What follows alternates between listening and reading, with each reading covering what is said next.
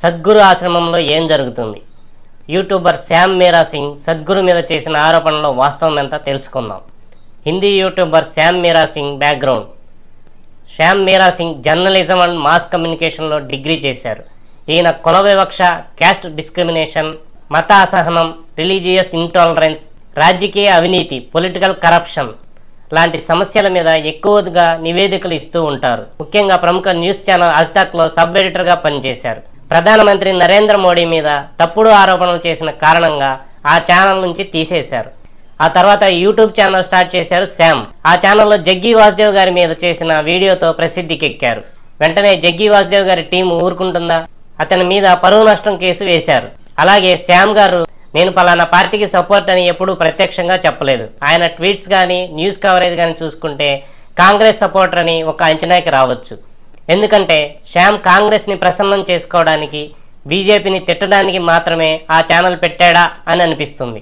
Shyam channel మరియు ఆయన చేసిన ట్వీట్ చూస్తే ఈయన రాహుల్ గాంధీ గారి రిపోర్టర్ అని మీరు బల్లగుద్ది మరీ చెప్పొచ్చు.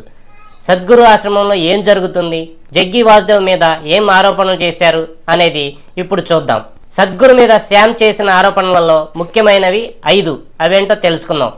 మొదటి ఆరోపణ, చిన్నపిల్లలు, ఆడపిల్లల మీద జరుగుతున్న అఘాయిత్యాలు.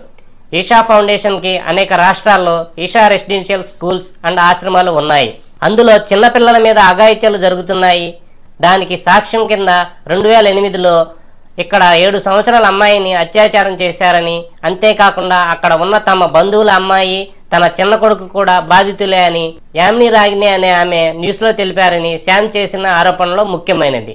రాగిని గారు ఈషా రెసిడెన్షియల్ స్కూల్స్లో జరుగుతున్న అక్రమాలను కనిపెట్టడానికి వాలంటీర్గా జాయిన్ అయిన మొదటి రోజే అక్కడ విద్యార్థులు మానసికంగా వేధింపులకు గురవుతున్న విషయం ఈమె గమనించారట. అలాగే అక్కడ జరుగుతున్న మిగిలిన విషయాల మీద కూడా ఒక కన్ను వేశారట.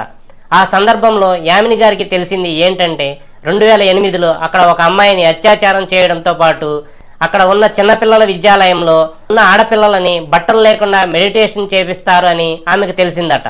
రెండవ ఆరోపణ, నిర్లక్ష్యం, కప్పిపుచ్చుకోవడం. చిన్నపిల్లల మీద అఘాయిత్యాల విషయం మేనేజ్మెంట్కి తెలిసినా తప్పు చేసిన వారి మీద ఎటువంటి చర్యలు తీసుకోకపోవడమే కాక దాన్ని కప్పిపుచ్చడానికి ప్రయత్నాలు చేశారట. ఈషా రెసిడెన్షియల్ స్కూల్స్లో నైపుణ్యం గల సిబ్బంది లేరని ఆమె తెలిపారు. మూడవ ఆరోపణ, భౌతికంగా, శారీరకంగా దాడులు.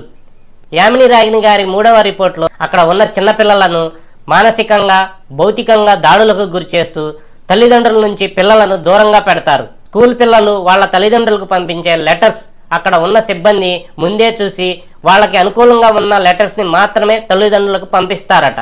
4వ ఆరోపణ, ఆధ్యాత్మిక సాధన ముసుగులో అశ్లీలత.